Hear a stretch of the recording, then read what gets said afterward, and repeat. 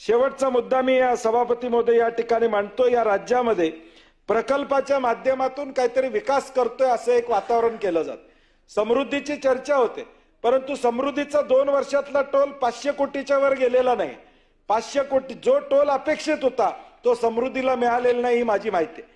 मग अशा पद्धतीचे रस्ते जे वायबल नाही आहेत, 86,000 कोटीचा शक्तीपीठ महामार्ग तुम्हाला कशासाठी पाहिजे?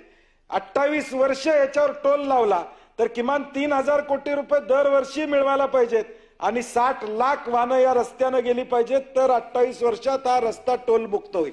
90 वर्ष या रस्त्याला टोल कायमपणे या ठिकाणी लागणार। नागपूरवरनं ज्याला गोव्याला जायचं तो विमानाने जाईल, तुला गाडीने जाणाऱ्यांची संख्या किती आहे? आज देखील समृद्धीवरनं आम्हाला अपेक्षा आहे की आकडेवारी जाहीर करा, समृद्धी तयार झालाय, चांगला प्रकल्प आहे असं आपण गृहीत धरूया, काय हरकत नाही। कनेक्टिव्हिटी झाली पाहिजे याबद्दल दुमत नाही, परंतु आज त्या रोडचा वापर किती लोक करतायत ही आकडेवारी उद्याच्या भविष्यकाळात येणं गरजेचं आहे। रत्नागिरी नागपूर सभापती महोदय रस्ता आहे, एक्झिस्टिंग हायवे आहे, तो असताना शक्तीपीठचा अट्टास का? नांदेडमध्ये त्याचा विरोध या ठिकाणी चालू आहे, सगळ्या जिल्ह्यांमध्ये त्याचा विरोध चालू आहे। आज आम्हाला सांगितलं जातं शक्तीपीठच्या माध्यमातून आम्ही पोहरादेवी, माहूरगड, औंढा नागनाथ, परळी वैजनाथ, तुळजापूर, पंढरपूर विठ्ठल मंदिर, अक्कलकोट, औदुंबराचं दत्त मंदिर, नरसोबावाडी, ज्योतिबा, अंबाबाई मंदिर, कुणकेश्वर मंदिर आणि पात्रादेवी याचा हे जोडणार आहोत। आमची अपेक्षा आहे हे जोडा, ते वेगवेगळ्या रस्त्याने जोडले गेलेले आहेत, या सगळ्या मंदिरांना 5-5 हजार कोटी रुपये द्या आणि विकास कर।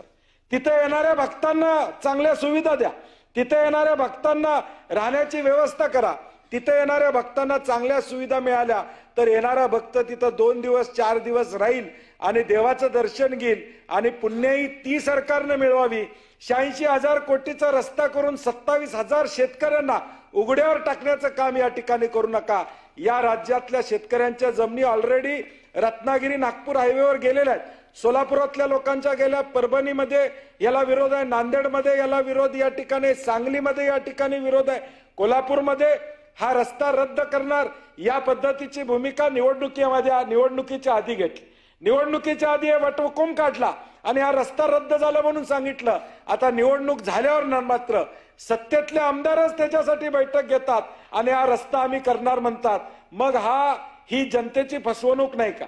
ही जनतेची फसवणूक नाही का सभापती महोदय की निवडणुकीच्या आधी तुम्ही एक बोलता, वटहुकूम काढता, 2 मंत्री या कोल्हापूर जिल्ह्यातले सांगतात शक्तीपीठ होऊ देणार नाही, 2 आमदार सांगतात की आम्ही या ठिकाणी होणार आहे, दुसरे 2 महायुतीतले आमदार लेखी देतात की हा शक्तीपीठ मार्ग आम्हाला नको आहे, तरी तो राज्यपालांच्या अभिभाषणात येतो।